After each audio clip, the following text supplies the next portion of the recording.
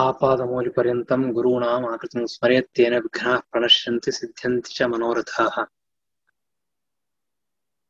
ಪರಮಾತ್ಮನ ಅಪಾರವಾದ ಮಹಿಮೆಯನ್ನ ಹೇಳುವ ಶ್ರೀಮದ್ ಆಚಾರ್ಯರ ವಾಕ್ಯಗಳು ಭಗವದ್ಭಕ್ತರ ಮಾತಿನಲ್ಲಿ ಭಗವಂತನ ಮಹಿಮೆ ಬಹಳಷ್ಟು ಇರುತ್ತೆ. ತಿಳಿದುಕೊಳ್ಳುವ ಯೋಗ್ಯತೆ ಅಥವಾ ಸಾಮರ್ಥ್ಯ ನಮ್ಮಲ್ಲಿ ಬೇಕು. ನಮಗೆ ಎಷ್ಟು ಯೋಗ್ಯತೆ ಇರುತ್ತೆ, ಸಾಮರ್ಥ್ಯ ಇರುತ್ತೆ, ಅಷ್ಟು ಆ ಶಬ್ದಗಳಿಂದ, ಆ ವಾಕ್ಯಗಳಿಂದ ನಮಗೆ ವಿಷಯ ಅರ್ಥವಾಗುತ್ತೆ. ಹೀಗಾಗಿ ಶ್ರೀಮದ್ ಆಚಾರ್ಯರು ಭಗವಂತನ ಮಹಿಮೆಯನ್ನು ಹೇಳ್ತಾ ಇರುವಾಗ ದೇವರನ್ನ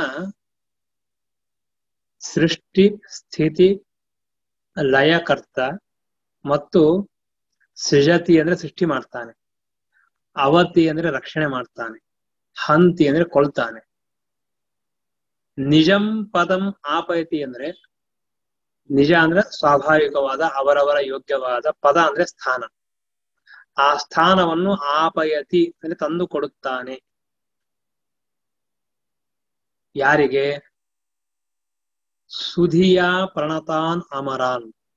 ಸುಧಿಯ ಅಂದ್ರೆ ಉತ್ತಮವಾದ ಬುದ್ಧಿಯಿಂದ ಭಗವಂತನೇ ಸರ್ವೋತ್ತಮ, ಸರ್ವಕರ್ತ ಇತ್ಯಾದಿಯಾಗಿ ಭಗವಂತನ ಉಪಾಸನೆ ಮಾಡಿದ ಯಾವ ಭಕ್ತರಿದ್ದಾರೋ ಆ ರೀತಿಯಾಗಿ ಭಕ್ತಿಯಿಂದ ಪ್ರಣತರಾದ ದೇವತೆಗಳನ್ನ ಭಗವಂತ ತಾನು ಸೃಷ್ಟಿ ಮಾಡ್ತಾನೆ, ರಕ್ಷಣೆ ಮಾಡ್ತಾನೆ, ಅವರಿಗೆ ಯೋಗ್ಯವಾದ ಸ್ಥಾನವನ್ನು ಕೊಡ್ತಾನೆ, ಕೊನೆಗೆ ಅವರಿಗೆ ನಾಶವನ್ನು ಮಾಡ್ತಾನೆ.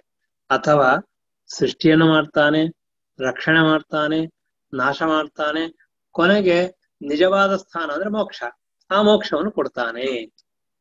ನಿಜಂ ಪದಂ ಆಪಯತಿ ಪ್ರಣತಾನ್ ಸುಧಿಯ.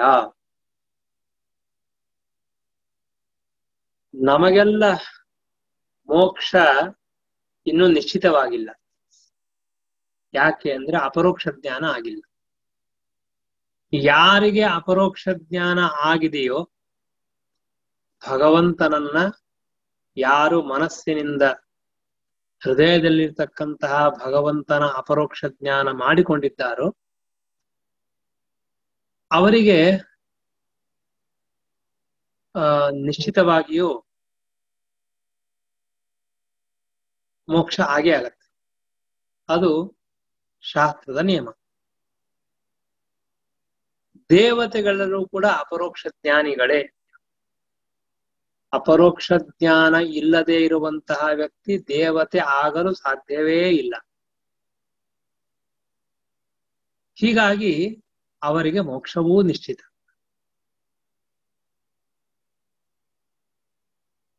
ಶ್ರೀಮದಾಚಾರ್ಯರು ಆ ಭಗವಂತನ ಮಹಿಮೆಯನ್ನು ಹೇಳುವಾಗ ಏನ್ ಹೇಳ್ತಾ ಇದ್ದಾರೆ ಅಂತಂದ್ರೆ, ಯಾವ ದೇವತೆಗಳು ಈ ಜಗತ್ತಿನಲ್ಲಿ ಪೂಜ್ಯರಾಗಿದ್ದಾರೆಯೋ ಅಂತಹ ಅಮರರಾದ ದೇವತೆಗಳನ್ನ ಭಗವಂತ ಸೃಷ್ಟಿ ಮಾಡ್ತಾನೆ. ನಾನು ನಿನ್ನೆ ಒಂದು ಮಾತನ್ನು ಹೇಳಿದೆ, ದೇವರ ಸೃಷ್ಟಿಯನ್ನ ನೀವು ಎಷ್ಟೇ ಬಾರಿ ಕೇಳಿದ್ರೂ ಹೊಸದೇ ಇರುತ್ತೆ. ಅದರಲ್ಲಿಯೂ ದೇವತೆಗಳ ಸೃಷ್ಟಿ ಬಹಳ ವಿಚಿತ್ರವಾಗಿದೆ. ದೇವತೆಗಳು ಭಗವಂತನಿಂದ ಹುಟ್ಟುತ್ತಾರೆ, ಸಾಕ್ಷಾತ್ ಡೈರೆಕ್ಟ್ ಆಗಿ. ಉದಾಹರಣೆಗೆ ಬ್ರಹ್ಮದೇವರು ಭಗವಂತನ ನಾಭಿಯಲ್ಲಿರುವ ಕಮಲದಿಂದ ಹುಟ್ಟಿದರು, ಕಮಲದಲ್ಲಿ ಹುಟ್ಟಿದರು. ಅಲ್ಲಿ ಲಕ್ಷ್ಮೀ ದೇವಿ ಇಲ್ಲ, ಸಾಕ್ಷಾತ್ತಾಗಿ ಭಗವಂತನಿಂದಲೇ ಹುಟ್ಟಿದ್ದಾರೆ ಬ್ರಹ್ಮದೇವರು. ಹೀಗೆ ಅನೇಕ ದೇವತೆಗಳ ಜನ್ಮವು ಸಾಕ್ಷಾತ್ತಾಗಿ ಇದೆ. ಲಕ್ಷ್ಮೀ ದೇವಿಯಲ್ಲಿ ಎಲ್ಲ ದೇವತೆಗಳು ಹುಟ್ಟುತ್ತಾರೆ. ಅರ್ಥಾತ್ ಯಾವ ರೀತಿಯಾಗಿ ಭಗವಂತನಿಗೂ ಲಕ್ಷ್ಮೀ ದೇವಿಗೂ ಪ್ರಾಕೃತವಾದ ದೇಹ ಇಲ್ಲ, ಅಪ್ರಾಕೃತವಾದ ದೇಹವೇ ಇದೆ. ಹಾಗಿದ್ದರೂ ಕೂಡ ಎಲ್ಲ ಜೀವರಾಶಿಗಳನ್ನ ಪರಮಾತ್ಮ ಲಕ್ಷ್ಮೀ ದೇವಿಯ ಗರ್ಭದಲ್ಲಿ ಇಟ್ಟು ಆಮೇಲೆ ಆ ಗರ್ಭದಿಂದ ಸುಷುವೆ ಅಂಡವನ್ನು ಹುಟ್ಟಿಸಿದ ಅಂತ ಹೇಳ್ತಾರೆ. ಲಕ್ಷ್ಮೀ ದೇವಿಯಿಂದ ಭಗವಂತ ಎಲ್ಲ ದೇವತೆಗಳ ಸೃಷ್ಟಿಯನ್ನು ಮಾಡುತ್ತಾನೆ.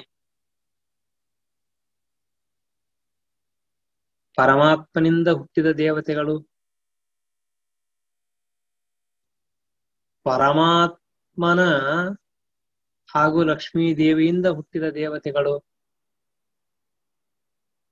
ಭಗವಂತನ ಅನೇಕ ರೂಪಗಳಿದೆ. ನಾರಾಯಣ, ಆಮೇಲೆ ಸಂಕರ್ಷಣ, ನೃತ್ಯ, ಪ್ರದ್ಯುಮ್ನ, ವಾಸುದೇವ ಮೊದಲಾದ ರೂಪಗಳಿದೆಯಲ್ಲ, ಆಯಾ ರೂಪಗಳಿಂದ ಮತ್ತೆ ಬೇರೆ ಬೇರೆ ಹುಟ್ಟುತ್ತಾರೆ. ಬ್ರಹ್ಮದೇವರೇ. ಅಷ್ಟೇ ಅಲ್ಲ, ಬ್ರಹ್ಮದೇವರಿಂದ ಕೆಳಗಿನ ದೇವತೆಗಳು. ಬ್ರಹ್ಮದೇವರಿಂದ ಸರಸ್ವತಿ ಹುಡ್ತಾಳೆ, ಬ್ರಹ್ಮದೇವರಿಂದ ವಾಯುದೇವರು ಹುಡ್ತಾರೆ, ಬ್ರಹ್ಮದೇವರಿಂದ ಎಲ್ಲ ದೇವತೆ ಉತ್ಪತ್ತಿ ಆಗತ್ತೆ.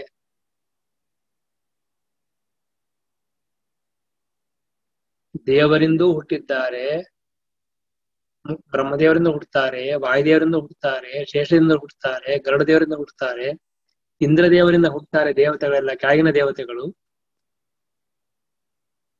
ಕೊನೆಗೆ ನಾವು ಕೇಳುವಾಗ ಕಶ್ಯಪ ಅದಿತಿಯಲ್ಲಿ ಹುಟ್ಟುತ್ತಾರೆ.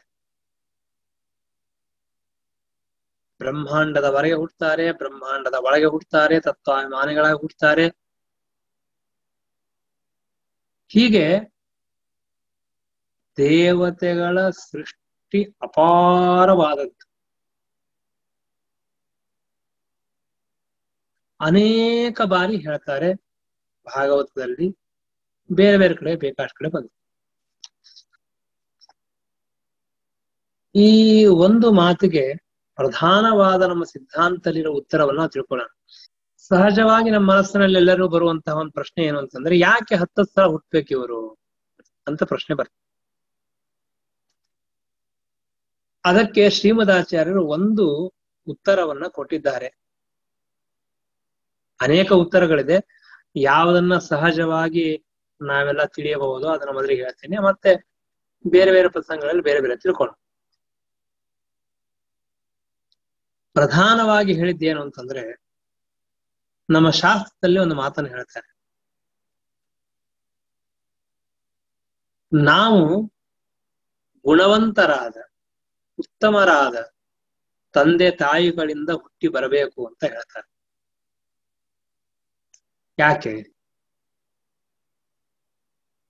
ಯಾಕೆ ಗುಣವಂತರ ತಂದೆ ತಾಯಿಗಳಿಂದ ಹುಟ್ಟಿ ಬರಬೇಕು ಅಂತಂದ್ರೆ, ಆ ತಂದೆ ತಾಯಿಗಳಿರ್ತಕ್ಕಂತಹ ಗುಣಗಳು ಜೀನ್ಸ್ ಅಂತ ನಾವು ಹೇಳ್ತೀವಲ್ಲ, ಸಹಜವಾಗಿಯೇ ಮಕ್ಕಳಲ್ಲಿ ಬರುತ್ತದೆ. ನಾವು ಬಹಳ ಶ್ರಮ ಪಡಬೇಕಾಗಿಲ್ಲ. ಎಕ್ಸ್ಟ್ರಾ ನಾವು ಮಾಡ್ಕೊಂಡ್ರೆ ಹೆಚ್ಚು ಸೇರ್ತದೆ, ಅದು ಬೇರೆ. ಸಹಜವಾಗಿ ಬಂದ್ಬಿಡುತ್ತೆ ಮಗನಿಗೆ.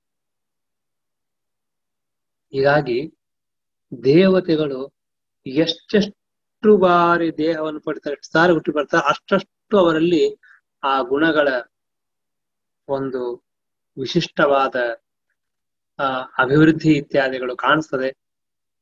ಅದಕ್ಕಾಗಿ ದೇವತೆಗಳು ಅನೇಕ ಬಾರಿ ಹುಟ್ಟಿ ಬರ್ತಾರೆ ಎಂಬುದಾಗಿ ಸಾಮಾನ್ಯವಾದ ಒಂದು ನಿಯಮವನ್ನು ಹೇಳಿದ್ದಾರೆ. ವರ ಇರಬಹುದು, ಶಾಪ ಇರಬಹುದು, ಅಥವಾ ದೇವತೆಗಳಾಗಬಹುದು, ಬೇರೆ ಬೇರೆ ಕಾರಣಗಳು ನೂರಾರು ಇರುತ್ತೆ, ಇಲ್ಲ ಅಂತ ಹೇಳ್ತಾ ಇಲ್ಲ. ಒಂದು ತಿಳ್ಕೊಳ್ಳಿಕ್ಕೆ ಒಂದು ಕಾರಣ ಇದೆ, ಅತ್ಯಂತ ಪ್ರಧಾನವಾದದ್ದು.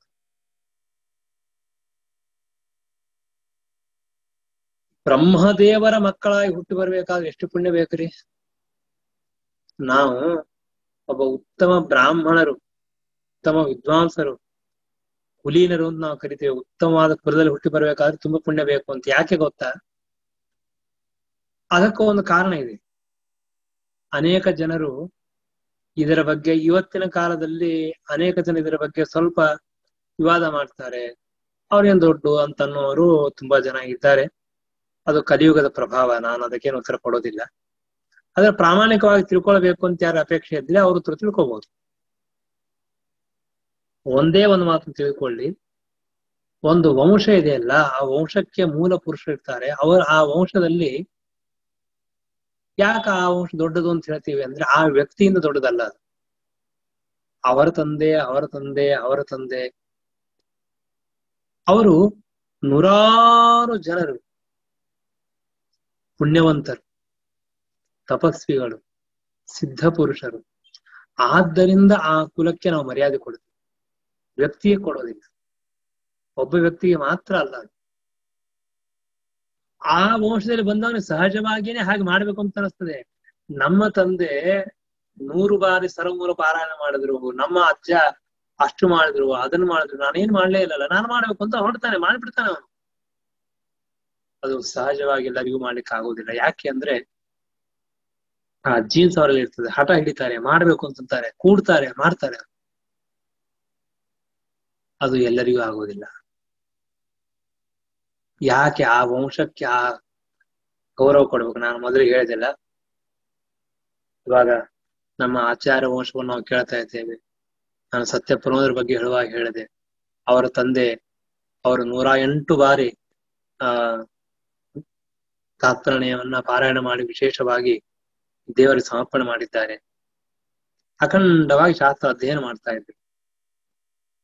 ಇದೆಲ್ಲ ಅದು ಅದು ಅಷ್ಟೇ, ಭಗವಂತನ ಸಂಕಲ್ಪ, ಅವರ ಯೋಗ್ಯತೆ ಇರುತ್ತೆ. ಹಿಂದಿನವರಿಂದೆಲ್ಲ ಪ್ರಾರ್ಥನೆ ಮಾಡಿರ್ತಾರೆ. ಅದಕ್ಕಾಗಿಯೇನೆ ನಾವು ಒಳ್ಳೆ ವಂಶದಲ್ಲಿ ಬರಬೇಕು, ಒಳ್ಳೆ ತಂದೆ ತಾಯಿ ಸಿಗಬೇಕು, ನಾವು ಚೆನ್ನಾಗಿ ಬರಬೇಕು ಅಂತ ಯಾಕೆ ಹೇಳ್ಕೊಡೋದು ಅಂದ್ರೆ, ಅವರೆಲ್ಲ ಪ್ರಾರ್ಥನೆ ಮಾಡ್ತಾರೆ, ಸ್ವಾಮಿ ನಮ್ಮ ವಂಶದಲ್ಲಿ ಉತ್ತಮ ಜೀವ ಬರ್ಲಿ, ಅವನು ಸಾಧನ ಮಾಡ್ಲಿ, ಎಲ್ಲರಿಂದ ಸಾಧನ ಮಾಡಿಸ್ಲಿ ಅಂತ. ಅವರೆಲ್ಲರ ಪ್ರಾರ್ಥನೆಯನ್ನು ಕೇಳಿ ಪರಮಾತ್ಮ ವಾಯುದೇವ ಅನುಗ್ರಹ ಮಾಡಿ ಅಂತಹ ಜೀವನ ಕೊಟ್ಟು ಕಳಿಸ್ತಾರೆ. ಶ್ರೀಮದ್ ಆಚಾರ್ಯ ಅಂತಾರೆ, ನಾವೆಲ್ಲ ಇವತ್ತು ಹುಟ್ಟಿ ಬಂದಿಲ್ಲ, ಸುಮ್ಮನೆ ಹಾಗೆ ಹುಟ್ಟಿ ಬಂದಿಲ್ಲ. ವಾಯುದೇವರು ಹೇಳಿ ಕಳಿಸಿದ್ದಾರೆ ನಮಗೆಲ್ಲ ಮರ್ತು ಬಿಟ್ಟು ಹುಟ್ಟಿದ ಮೇಲೆ ನಾನು ಹುಟ್ಟಿಸ್ತೇನೆ, ನೀನು ಒಳ್ಳೆ ಸಾಧನ ಮಾಡ್ರಿ, ಭಗವಂತನ ಪರೋಕ್ಷ ಜ್ಞಾನ ಅಪರೋಕ್ಷ ಜ್ಞಾನ ಪಡೆಯಲಿಕ್ಕೆ ಪ್ರಯತ್ನ ಮಾಡಿ ಅಂತ ಹೇಳಿ ವಾಯುದೇವರನ್ನು ಹುಟ್ಟಿಸ್ತಿದ್ದಾರೆ. ಯಾವಾಗ? ನಾವು ಹುಟ್ಟಿ ಬರೋ ಮುಂಚೆ. ಹುಟ್ಟಿದ ಮೇಲೆ ಎಲ್ಲ ಮಾಡ್ತೇವೆ.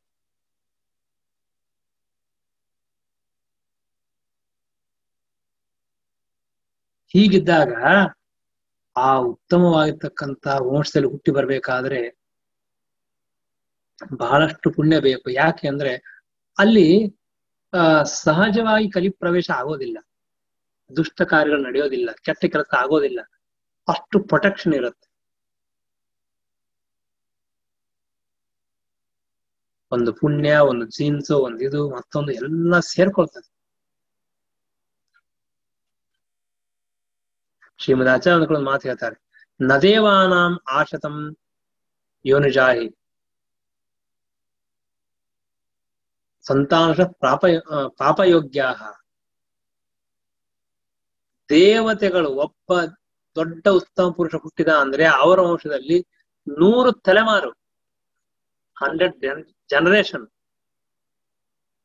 ಪಾಪಿಷ್ಠರು ಆಗೋದಿಲ್ಲ ಅಂತ ಹೇಳ್ತಾರೆ. ನೋಡಿ ಎಷ್ಟು ಆ ದೊಡ್ಡ ಒಂದು, ನಾ ಹೇಳಿದ್ರೆ ಶ್ರೀಮದಾಚಾರ್ಯ ಒಂದೊಂದು ವಾಕ್ಯ, ಒಂದೊಂದು ಶಬ್ದ ಒಂದು ದೊಡ್ಡ ಸಿದ್ಧಾಂತ.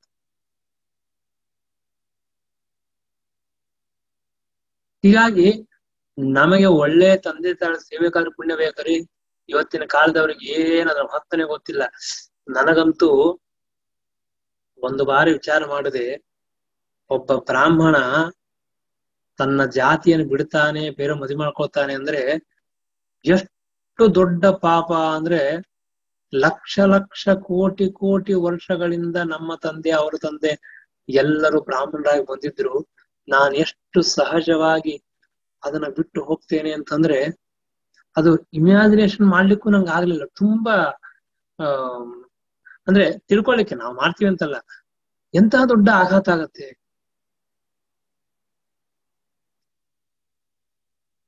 ನಮ್ ತಂದೆ ಅವ್ರ ತಂದೆ, ನಮ್ಮ ಅಜ್ಜ ಮುತ್ತಜ್ಜ ಯಾರೋ 500 ವರ್ಷದ ಹಿಂದಿನವ್ರು ಒಂದು ಬೆಳ್ಳಿ ಪಾತ್ರೆ ಇಟ್ಟಿದ್ರು, ವಜ್ರ ಇಟ್ಟಿದ್ರು, ದೇವ್ರು ಇಟ್ಟಿದ್ರು, ಹೋದ್ರೆ ದೊಡ್ಡ ವಿಷಯ ಅಲ್ಲ ಅದು.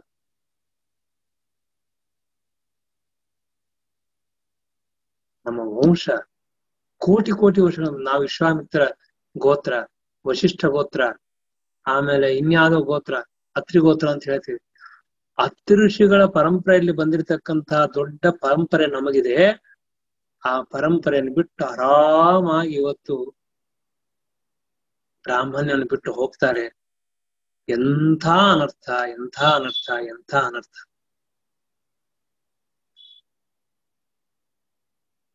ಇವತ್ತು ನಾವು ಒಳ್ಳೆ ತಂದೆ ತಾಯಿ ಹುಟ್ಟಿ ಬಂದೀವಿ, ನಮ್ ದೊಡ್ಡ ಪುಣ್ಯ ನಮ್ಮದು. ಕನಿಷ್ಠ ಪಕ್ಷ ಯಾರ ತಂದೆ ತಾಯಿಗಳು ಇನ್ನೊಬ್ರನ್ನ ಖೂನಿ ಮಾಡಿಲ್ಲ,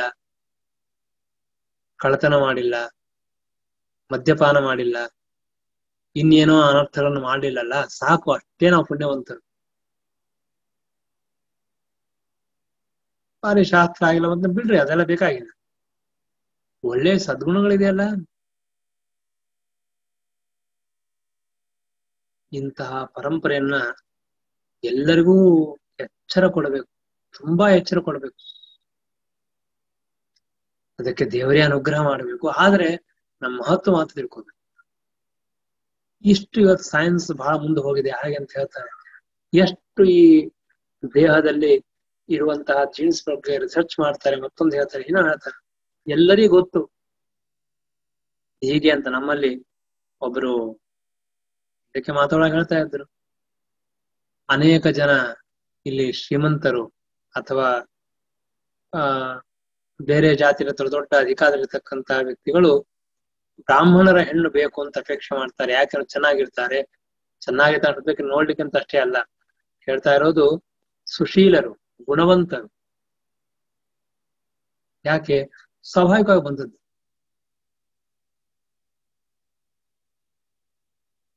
ಅಂದ್ರೆ ಬ್ರಾಹ್ಮಣ್ಯ ನಾನು ಹೇಳ್ತಾ ಇರೋದು ತುಂಬಾ ಕಡಿಮೆ ಇದೆ ಇವತ್ತು. ಎಲ್ಲಿ ಬ್ರಾಹ್ಮಣ್ಯ ಇದೆ, ಎಷ್ಟಿದೆ? ಆದರೂ ಒಳ್ಳೆಯತನ ನಮ್ಮಲ್ಲಿ ಇದೆ ಅಂದ್ರೆ ಅದು ನಮ್ಮ ಸ್ವತ್ತಲ್ಲ, ನಮ್ಮ ಶಕ್ತಿ ಅಲ್ಲ, ಅದು ನಮ್ಮ ಹಿರಿಯರು ಮಾಡಿದ ಪುಣ್ಯ. ಅವರು ಅಷ್ಟೊಂದು ಇದರಲ್ಲಿ ನಿಷ್ಠೆ. ಪ್ರಾಣ ಹೋದ್ರು ಚಿಂತಿಲ್ಲ ನಾ ಬ್ರಾಹ್ಮಣನಾಗಿರ್ತೀನಿ, ಪ್ರಾಣ ಹೋದ್ರು ಚಿಂತಿಲ್ಲ ನಾ ಧರ್ಮ ಬಿಡೋದಿಲ್ಲ. ಇವತ್ತು ನಾನು ಎಲ್ಲೋ ಒಂದ್ ಕಡೆಗೆ ನೋಡ್ತಾ ಇದ್ದೆ, 5 ನಿಮಿಷದ ಹಿಂದೆ ಒಂದು ಮೆಸೇಜ್ ಬಂದಿತ್ತು, ಯಾರು ಹಾಕಿದ್ರು ಗೊತ್ತಿಲ್ಲ. ಅಲ್ಲಿ ಒಬ್ಬ ಕ್ರಿಶ್ಚಿಯನ್ ಅದನ್ನ ಬರೆದಿದ್ದು ಅಂತ ಅನಿಸ್ತದೆ. ಅವನು ಏನ್ ಹೇಳಿದ್ದಾನೆ ಅಂತಂದ್ರೆ, ಇವತ್ತಿಗೂ ನಾವು ಇನ್ನೂ ಭಾರತ ದೇಶದಲ್ಲಿ ನಮ್ಮ ಸಂಪೂರ್ಣವಾಗಿರ್ತಕ್ಕಂತಹ ಸಿದ್ಧಾಂತವನ್ನು ಪ್ರಚಾರ ಮಾಡ್ಲಿಕ್ಕೆ ಆಗ್ಲಿಲ್ಲ. ಯಾಕೆ ಅಂತ ಕೇಳಿದ್ರೆ, ಇನ್ನೂ ಬ್ರಾಹ್ಮಣರು ಇದ್ದಾರೆ, ಅದಕ್ಕಾಗಿ ನಾವು ಮಾಡ್ಲಿಕ್ಕೆ ಆಗ್ಲಿಲ್ಲ ಅಂತ ಹೇಳ್ತಾನೆ. ಅಂದ್ರೆ ಅಷ್ಟು ತ್ಯಾಗ, ಅಷ್ಟು ವಿನಯಶೀಲತೆ, ಅಷ್ಟೊಂದು ಯಾರೇ ಇರ್ಲಿ ಅವ್ರು ಒಳ್ಳೇದಾಗ್ಲಿ ಅಂತ ನಾವು ಭಾವನೆ, ಇದೆಲ್ಲ ನಮಗ್ ಒಂದ್ ದಿನಕ್ಕೆ ಬಂದಿನ ತಿಳ್ಕೊಬೇಡ್ರಿ, ಯಾರಿಗೂ ಬಂದಿಲ್ಲ ನಮಗೆ. ನಾನು ಯಾಕೆ ಮಾತನ್ನ ಹೇಳ್ತಾ ಇದ್ದೇನೆ ಅಂದ್ರೆ, ನಾವು ಒಬ್ಬ ತಂದೆ ತಾಯಿಗಳಿಂದ ಹುಟ್ಟಿ ಬಂದೇವೆ ಅಂತ ಅನ್ನೋದೇ ದೊಡ್ಡದಾಗಿರ್ತಕ್ಕಂತಹ ಒಂದು ವಿಚಾರ. ಇಂತಹ ಕಾಲದಲ್ಲಿ ತಂದೆ ತಾಯಿಗಳನ್ನ ಬೈತಾರೆ, ಗೌರವ ಕೊಡೋದಿಲ್ಲ, ಅವರ ಬಗ್ಗೆ ತಿರಸ್ಕಾರ ಮಾಡ್ತಾರೆ, ಅದಂತೂ ಸಾಕಷ್ಟು ಇದೆ. ಅದು ಬಿಟ್ಬಿಡಿ, ಅದು ಬಿಟ್ಬಿಡಿ ಅಂದ್ರೆ ಮಾಡ್ಬೇಕು ಅಂತ ಅರ್ಥ ಅಲ್ಲ, ಅದಂತೂ ಅತ್ಯಂತ ಅಶುದ್ಧ. ನಾವು ಬ್ರಾಹ್ಮಣರಾಗಿರ್ಬೇಕು, ಧರ್ಮವನ್ನು ಮಾಡಬೇಕು, ಅನುಷ್ಠಾನ ಮಾಡಬೇಕು, ಇದನ್ನ ಉಜ್ವಲಗೊಳಿಸ್ಬೇಕು, ಇದನ್ನ ಉಜ್ವಲಗೊಳಿಸ್ಬೇಕು ನಾವು ಧರ್ಮವನ್ನ. ಆ ಇಂಟೆನ್ಷನ್ ನಮಗೆ ಬೇಕು. ಇವತ್ತು ನಮ್ಮ ತಂದೆ ತಾಯಿಗಳನ್ನ ಉಪಕಾರ ಪಡೆದೀವಿ, ಆದ್ರೆ ನಮ್ಮ ಮಕ್ಕಳಿಗೆ ನಾವು ಏನ್ ಮಾಡ್ತಾ ಇರೋದು ನಿಜವಾಗಿ ಹೇಳಬೇಕು ಅಂದ್ರೆ ನಾವು 0 ಮಾಡ್ತೀವಿ. ಹಣ ಮಹತ್ವದ್ದಲ್ರಿ.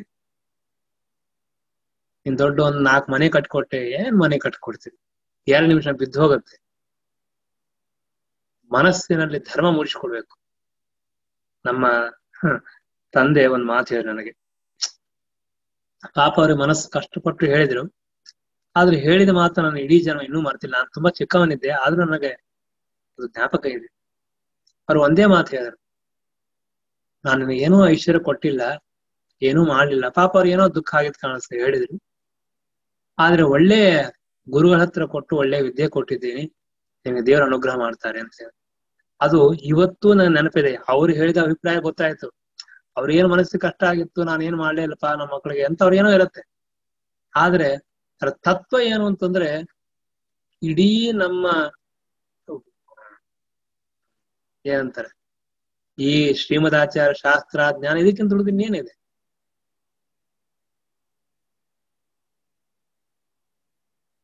ಇದಕ್ಕಿಂತ ಉಳಿದ ಯಾವುದೂ ಇಲ್ಲ.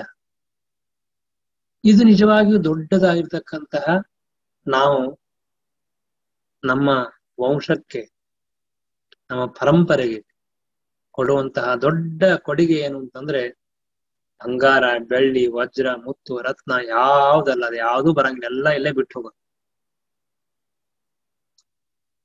ಒಂದೇ ಒಂದು ನಮ್ಮ ಜೊತೆಗೂ ಬರುತ್ತೆ, ನಮ್ಮ ಮಕ್ಕಳ ಜೊತೆಗೂ ಬರುತ್ತೆ ಅಂದ್ರೆ ಅದು ಪುಣ್ಯ, ಅದು ದೇವರ ಅನುಗ್ರಹ. ಹೀಗಾಗಿ ನಾನು ಯಾಕೆ ಇಷ್ಟರವರೆಗೆ ಬಂದೆ ಅಂದ್ರೆ, ಸರಿ ದೇವತೆಗಳನ್ನ ಸೃಷ್ಟಿ ಮಾಡತಕ್ಕಂತಹ ಭಗವಂತ ಯಾಕೆ ಹಸ್ರ ಸೃಷ್ಟಿ ಮಾಡಿದ್ರೆ ಒಳ್ಳೇದಾಗ್ಲಿ ಅಂತ ದೇವತೆಗಳಂತಾರೆ ಅಂತಾರೆ. ಅಯ್ಯೋ ನಾವು ಅವ್ರ ಮಕ್ಕಳಾಗಿ ಬಂದೆ, ನನಗೆ ಭಾರಿ ಪುಣ್ಯವಂತ. ಹಾಗಿದ್ದಾಗ ನಮ್ಮಂತಹ ಸಾಮಾನ್ಯ ಮನುಷ್ಯರಿಗೆ ಎಷ್ಟು ನಾವು ಕೃತಜ್ಞನಾಗಿರ್ಬೇಕಾಗ್ತದೆ. ಹೀಗಾಗಿ ಪರಮಾತ್ಮ ನಮ್ಮ ಮೇಲೆ ಪರಮ ಕರುಣೆ ಮಾಡಿದ್ದಾನೆ, ಆದ್ದರಿಂದ ನಾವು ಬ್ರಾಹ್ಮಣರಾಗಿದ್ದೇವೆ, ಉತ್ತಮ ಸಂತಾನ ಹುಟ್ಟಿ ಬಂದಿದ್ದೇವೆ.